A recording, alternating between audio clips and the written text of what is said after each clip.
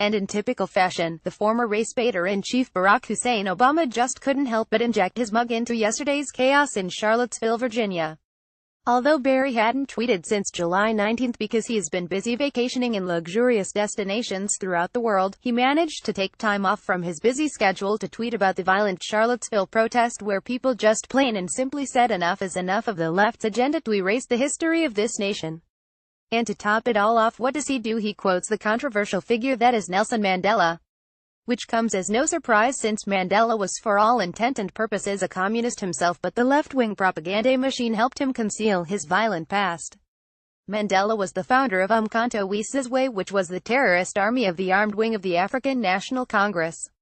This army went on to play a key role in the ANC's embrace of the armed struggle after a general strike which failed to garner enough support. After this failure, Mandela then left South Africa on an international trip to garner support for a violent struggle against the South African government. He negotiated for aid for the African National Congress and various anti-American governments which included mainly East Germany and Communist China. Among the countries that pledged him full support were Communist Cuba and the Egyptian government of Gamal Abdel Nasser, who was also anti-colonialist. Mandela's international activities also included detailed meetings on strategy with Algeria's National Liberation Army. And what was even more crucial was the fact that the now-defunct Soviet Union provided all the military support needed. But now he is considered a folk hero. No one is born hating another person because of the color of his skin or his background or his religion. Pic.twitter.com ins58com Barack Obama at Barack Obama August 13, 2017 People must learn to hate, and if they can learn to hate, they can be taught to love. Barack Obama at Barack Obama August 13, 2017 For love comes more naturally to the human heart than its opposite. Nelson Mandela at Barack Obama August 13, 2017 What a buffoon. And he wasn't the only criminal in the family. The conviction of Winnie Mandela for kidnapping and being an accessory to assault was one more blow to the internal peace process in South Africa. It was probably both inevitable and called for by events of a radically different, though very recent, past. And it is probably not trumped up.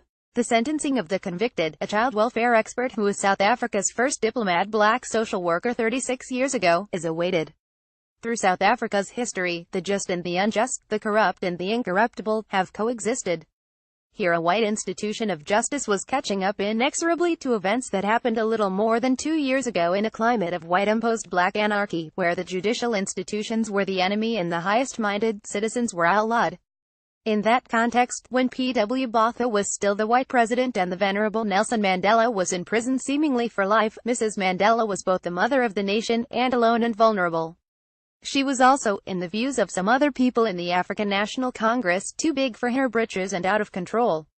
She tolerated a bodyguard of youths who both protected her and terrorized others in Soweto.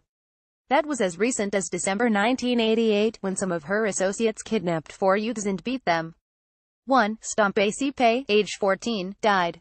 Mrs. Mandela's driver was convicted of his murder and sentenced to death. Her complicity was a matter of dispute. Now, after a lengthy trial, Judge M.S. Stegman has convicted her of conspiracy in kidnapping and assault, and branded her a calm, composed, unblushing and unprincipled liar. Unforgivable things did transpire at her home, almost certainly with her knowledge. Calm, composed, unblushing and unprincipled lying is a technique of survival learned by those under oppression.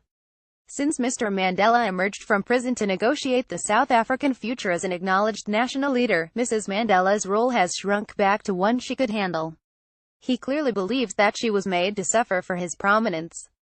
She is now discredited. Last month she lost election in a secret ballot for president of the ANC Women's League, which to some extent must harm him as well.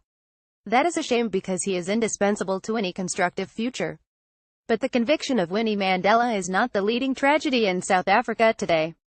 That is the communal fighting between ANC and rival Inkatha adherents, between Xhosa and Zulu, which threatens to shatter any chance of peaceful dialogue and to invite the reimposition of police state controls.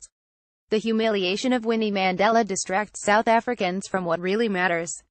As you can plainly see, Obama has a way of looking up to the most controversial figures in history. There is no doubt that Mandela was key in ending the evil apartheid in South Africa. And the leftist propaganda machine turned him into a hero for it, but what the left always seem to leave out are the methods chosen to achieve the goal. Please share if you think Obama should retire already.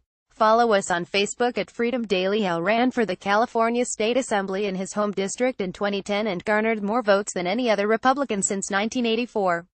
He's worked on multiple political campaigns and was communications director for the Ron Nehring for California LT governor campaign during the primaries in 2014. He has also held multiple positions within his local Republican Central Committee, including secretary and vice president of his local California Republican Assembly chapter, while also being an ongoing delegate to the California Republican Party for almost a decade.